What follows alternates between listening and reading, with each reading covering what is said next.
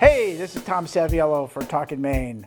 Watch our show when we talk about the Fiddlehead Festival. It's coming up on April 27th. You'll want to attend after you listen to what's going to be there. When folks got together back, about a little over a decade ago to come up with this idea, it really was intended to celebrate the rural character, the farming heritage of this area, farming, foraging, and all of that long history. So I think you're absolutely right. This really kind of, speaks to who we are and where we are in the state of Maine, and that's really just a nice way to celebrate that. This program is brought to you in part by the generous support of these sponsors. Skowhegan Savings Bank, Franklin Community Health Network, the Rotary Club of Farmington, and community members like you. Thank you.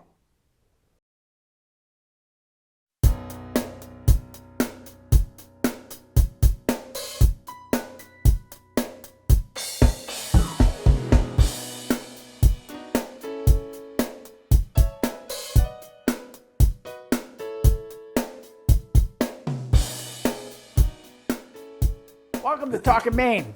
Tom Saviello here, and I have my special guest, Mark. Hey, good morning, Tom. Good morning. Good to have you here. We're going to talk about the Fiddlehead Festival. It's coming up here pretty quick, Yes, the end it of the is. month. So, Mark, tell us a little bit about yourself. Sure. And how you got hoodwinked into doing this. You bet. Hoodwinked's a good word to use to describe. Well, first of all, thanks very much for having me on this morning. I'm Mark Pires. I work at UMF as the Campus Sustainability Coordinator. UMF has a long history of kind of committing itself to learning and doing about environmental stewardship. So we have an organization on campus called the Sustainable Campus Coalition. Faculty, staff, students, and importantly, community members from around the Farmington area get together. We do a variety of different kinds of projects. We're probably well known for our collaboration with the town of Farmington, doing the Farmington Compost Cooperative out by the. That was with Tom Eastler when Tom was alive. Yes, we miss Tom dearly. His baby. That was his baby. We're really happy that that sign is out there on the gate at the compost site with Tom's picture on it, and just a good way to remember him. He was a character. He was great. He was great. Sorely missed. So as a coordinator for sustainability projects at UMF, I've inherited and have been hoodwinked into playing the role of kind of main contact person for UMF with the community on helping to organize the Fiddlehead Festival. So this is a major undertaking. I'm not a professional event planner, and it certainly falls into that category of it takes a village. So let's just step back for a minute. The sustainability group that you have on campus. Right. I mean, that was part of the reason that the biomass facility was put in years ago. That's correct. That was a significant change over how we wanted to do energy here. Exactly. And I'm involved in putting the geothermal wells that The geothermal wells, and in addition, the education building, which is a LEED certified, very environmentally sustainable and efficient energy-wise building on campus. Right, so these are many of the things that... Are you involved in the dormitory that's being redone? And some suggestions are being made by your group? Not directly, but yes. Actually, part of what's going on is some folks might have seen around campus this past year and a half or so, there's been a major energy and HVAC system upgrade going on on the campus, and so part of that would also fit into energy efficiency upgrades into the dorms that are being refurbished. And I remember them being parked out here with the truck with the big tubes and everything all full. Exactly, that's what that was all about. HVAC system. Yeah. So the campus is hoping to achieve some better energy efficiencies from this upgrade project. Yeah. Will the classrooms be air conditioned? I hope so. Yeah. That'll be getting the classroom temperatures right is a never-ending challenge. Is when I was teaching here, is that in the wintertime they were too hot, and in the summertime they were too hot. That's right. It's like, oh my goodness. Well, I walked into a classroom about a month ago. It was a nice cold winter day, and the windows were open. That was the thermostat, Oh, yeah, that was the thermostat. Well, Mark, the Fiddlehead Festival, it's been around for a while. It has. I'm happy to let everybody know that this is going to be the 11th edition of the festival. It got started back in 2012, and it's been running strong since that time. with the exception of the 2 years during the pandemic. And so we were elated to be back in 2022 after those 2 years of absence. And I have to tell you, Tom, and that was my first festival, and I had attended previous ones, but that was the first festival that I was involved in helping plan with the planning committee. And I will never forget walking away at the end of the day, first kind of saying, "Whew, it's over." Get that done. But just remembering how happy people were to be able to come back to the festival, and it taught me a lesson of how beloved the festival is. And it was a great place after the pandemic of 2 years of being people cooped up. You gave them a place to go. They were dying to be back out and interacting with their neighbors, face to face, and just get that cabin fever. Oh yeah, so you're a combination of everything. You had cabin fever. Everybody can't really do anything.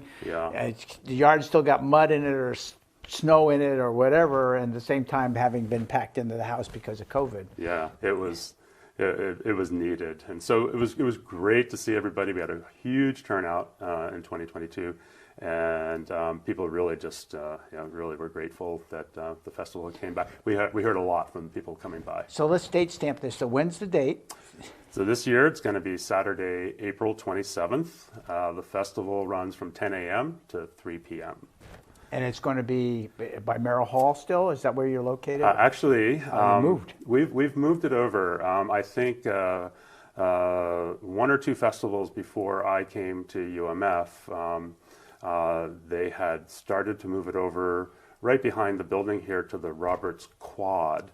And so we have this, and because the festival has grown a little bit, we needed some more space. You're right. We used to have it over next to Merrill Hall and Academy Street.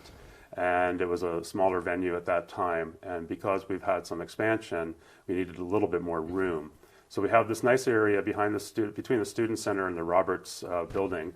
And then we also organize a lot of the space in the parking lot along High Street. So this would be across the street from the Education Building. The big parking lot. The big parking lot. And about half of that parking lot is set aside for vendor and crafters set up, food trucks and that kind of thing. And we also use the big open amphitheater stage that's on the hill behind us. It never gets really used at all. I'm telling you, I'm so glad, we go down there and the folks over at the facilities management office are really helpful. They send the electrician down, make sure the power is still on down there. I don't think I have, my whole time in this area, ever seen it used. Did you use it last year? We did. We've used it the last 2 years in a row. We've been able to set up the stage there, and we go over to Farmers Union and get some straw bales and set them out there. That's the arena seating, and people really, it's a nice open area. It is. It's lots cool. of families come by and listen to the music, and so it's nice. So we have this rather expansive kind of area. It goes from over on the Main Street side of this part of campus all the way over to the High Street side.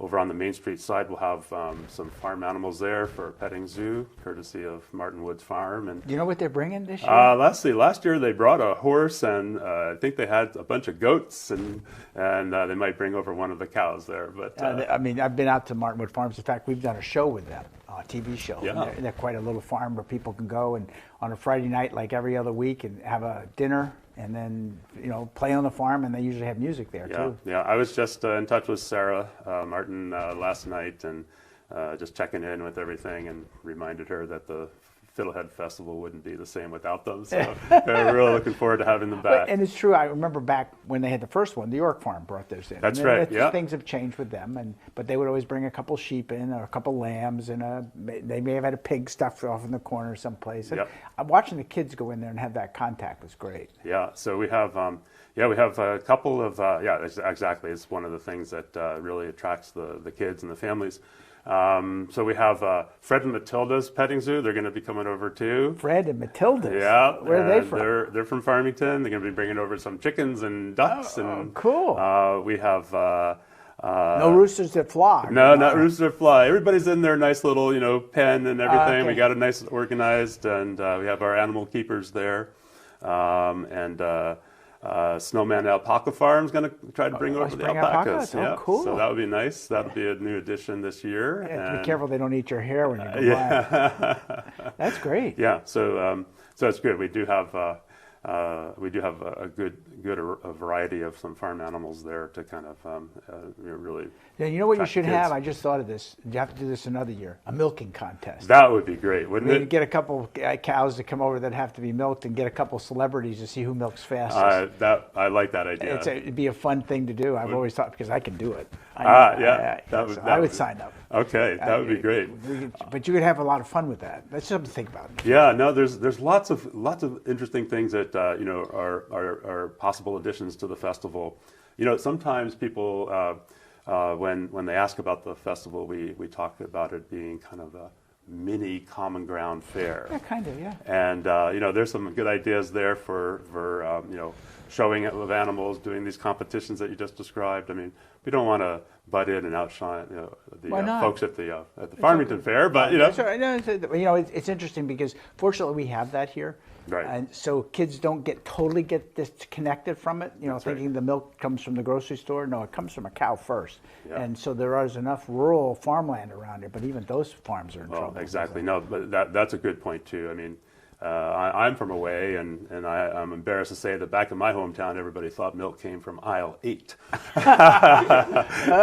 And so, but that also brings up, another important, I think, element of the Fiddlehead Festival. When folks got together back, about a little over a decade ago, to come up with this idea, it really was intended to celebrate the rural character, the farming heritage of this area, farming, foraging, and all of that long history. So I think you're absolutely right. This really kind of, speaks to who we are and where we are in the state of Maine, and that's really just a nice way to celebrate that. Now, we talked about the amphitheater Right. and music. So who's coming? What bands are going to be here? So we've got a nice lineup for the live music And portion. that'll start at 10? Yeah, we're going to get everybody assembled, and things start. The festival starts at 10. The music acts will start at about 10:15 and run for the rest of the festival.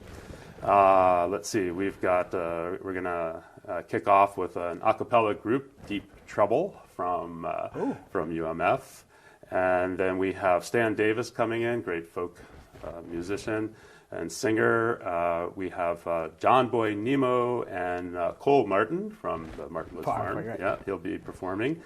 We've got Sagittarius Rising, the wonderful Rogers Sisters. Will be gracing the stage once again. We have a group that Arts Farmington has helped bring to the Fiddlehead Festival this year. It's called the Nevea Dance Circus. They're a group from Norway, Maine, and they'll be performing a dance on the stage towards the end of the afternoon, 2:15. And then I'll have to say the pièce de résistance will be the return of the Franklin County Fiddlers. Yeah. Yep, they'll be there with Steve Muse and all those great young folks, and they're going to be performing at 12:15. Wow. I mean, Steve Muse is phenomenal. I remember what he's done with those kids and gets them to do that. Absolutely. I'm impressed. You remembered all of that. Thank goodness. When you get old like me, you don't remember very much. Hey, look at the gray in this beard. I'm getting there. So food trucks. Now, I remember the first one. Maybe there may have been 1 or 2. Right. So there's big competition for food trucks, and there's a lot going on in the area around that weekend. So we have 2 coming in this year. We have the Ugly Dumpling, which has been a favorite, and Lou's got a great new truck that he's bringing in. And then we have another food truck called Fresh Eats, and they've been really popular. They've been to the last 2 festivals, and I think they've had some good, sold out opportunities there. So we have that, and then of course, with all the other vendors around, there would be plenty of food. So come hungry. So I know that in the first one we talked a little bit before, there are classes or lectures or presentations. So what are some of the presentations that are going to happen this time around? Sure. So we have a section that we call the Tent Talks, and we're very grateful to the... Not the TED Talks, the Tent Talks. Yeah, these aren't... No one's named Ted here. We've got... I just want to give a shout out here to the Greater Franklin Food Council for helping sponsor the TED Talks, and that's really helpful. So we're grateful to them. Tent talks. You said Ted. Yeah. I tricked you. Go ahead. So on the tent talk side, it's hard. You try to say that 10 times fast, right? Right. We've got Nicholas Rapenning, who's going to be coming to talk about fermenting your world. And that's going to be interesting, all things fermentation. We have Will Bonsall is going to be coming to talk about plant-based amendments to your garden. We're so grateful to have Dave Fuller, who's now retired from the Maine Cooperative Extension, and he'll be talking about fiddlehead foraging and bringing his expertise to that. We have, let's see, who else is coming in? We've got Get the group that was did the right. This will be a new addition to the tent talk schedule. We have a group coming from New Hampshire. They're called the Croca Semester. It's an outdoor living educational program, mostly high school students in age. And they're going to be coming to share their stories. This will be kind of a storytelling opportunity for them. They've spent the last semester or so doing a 500-mile trek expedition by bike, by ski, on foot, around New England, kind of out there learning about, it's a nature-based education program, and they will be kind of telling their story with that and how they've been kind of living off the land and getting around on So have they done a circuit in New England? They like start at one point, kind of go around, and we'll end up at that point? Right. As I understand it, starting in New Hampshire, they spent a lot of time in various parts of northern New England. Wow. That'd be great experience. Yeah, and a good opportunity for these young folks to kind of tell their story. Tell their story. Are they affiliated with the university? So we've actually, and I want to give a shout out here to Chris Knapp at the Maine Local Living School over in Temple. I can't pronounce it. It starts with a K. Yeah. You got it. I know Chris, yeah. Yep, and so Chris stepped up this year and helped the Fiddlehead Planning Committee with organizing and recruiting the folks for the tent talks. And he's been working closely with the folks from Croca, I think as a guest educator. So he recruited them to come along, and Maine Local Living School, Koviashuvik, I think is how you used to pronounce the name. We'll also have kind of a demonstration area outside the tent, and they'll be there all day long. And I remember when he opened his facility, we walked down a muddy road to see it many years ago. Yeah, it's fascinating. Yeah. And Will Bonsall's been around forever. I met him long ago. He's a keeper of apples and seeds and a little bit of everything. I think Will has been at the festival since its inception. So So is Dave. I know Dave took a break. Right. Because I remember sitting in on the Fiddlehead conversation, because at that time they used to use the classrooms. So right. you'd go to the classrooms to sit in on it, because people have a fiddlehead patch. He certainly could give them great direction to make sure that you maintain it, you don't over-harvest it. Exactly. No, his talk is great, and he takes people out down towards Prescott there, close to the Sandy River, and do a little prospecting. Hopefully the weather will cooperate. I don't know. We may have another snowstorm. But thanks very much to Dave for coming back to the festival after retiring from Maine Cooperative Extension. So it's great to have him. So you have a bunch of vendors. Can you remember all 50 of them? That test I will certainly fail. Well, give us a we have a variety of folks coming from the local area and from farther afield. I think the vendor community really looks forward to this, because it's kind of the kickoff to the farmers market season, and I've gotten a lot of help from Erica Emery at Rustic Roots Farm, since she's really our key kind of networking person with the farming community and the folks that attend the farmers markets here in Farmington and elsewhere. So we have a variety of folks coming. Erica will be there with Rustic Roots. We have Dream and Farm from from the Wilton area. Yeah, the list is Yeah, long you and know, exhaustive. Is Michael coming with his birch? The tappers, Temple Tappers will be there. Michael, Yes, Michael, they I know will. Michael is the puppeteer extraordinaire. Yep. That people don't know about his background in his life. So He does his birch syrup. Another fixture for sure from the local area, and the birch. Is really good. It's really birch syrup. I mean, Yeah, and birch it's syrup is it's really interesting talking to Michael. I think maple sugar is like 60-1 to get a gallon of sugar from 60 gallons. And maple sugar syrup, birch syrup is even higher, bigger ratio. Yes. You have to boil a lot more down. Yeah, no, so yeah, we definitely have that. I'm trying to just you got me kind of on the spot. You also have some educational booths that are going to be absolutely there. Yeah, we do. So just to mention, out of the we have about 50 participants lined up to be at the festival this year, which is kind of getting up into our record territory there. About 35 of them or so are folks coming from the farming community and the crafting community. And then we do have a variety of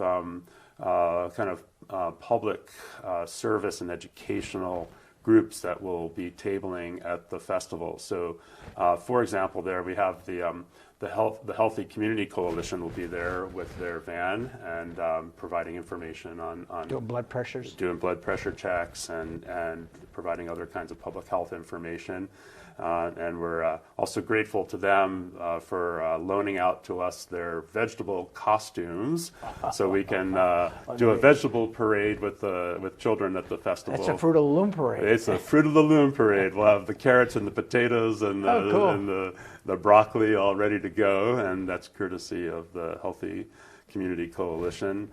The Farmington Conservation Commission will be there. The High Peaks Alliance, that's been very active in kind of helping with refurbishing the accessible trails along the Sandy River and that kind of thing will be. They didn't wash away in the last. Thank goodness. But the bridge there that was kind of washed away was kind of a powerful reminder of Mother Nature's power and strength. We've got the Farmington Compost Cooperative will be represented by our students that help work with the town to, as our colleague Mark King from the DEP likes to remind us, we want to keep those nutrients in the same zip code and divert a lot of that food waste from landfills. So they'll be there with a waste diversion kiosk set up, and that's a good educational component. As I mentioned before, the Greater Franklin Food Council will be there. And then kind of educational, but also more in line with the kids' activities. Many of the local public libraries will be present. Strong Public Library and the Farmington Public Library will be there. We have Amber Stone from Twice Told Tales will be there with her Backroads books. Nice little mini trailer there that serves as like a library. She goes out on wheels, right? So we're looking forward to that. We have the Sunrise Movement will be there. These are a group of high school students that are bringing attention to issues of climate change and that kind of thing. So they'll be tabling as well. So yeah, we have that nice combination there of the kind of farmer vendor representatives and the community organizations. Wow, that sounds like a pretty good show. It's a nice lineup, and it's very diverse, and it brings a lot of different, a lot of people for different reasons to come and see and talk and meet. This is a really good opportunity.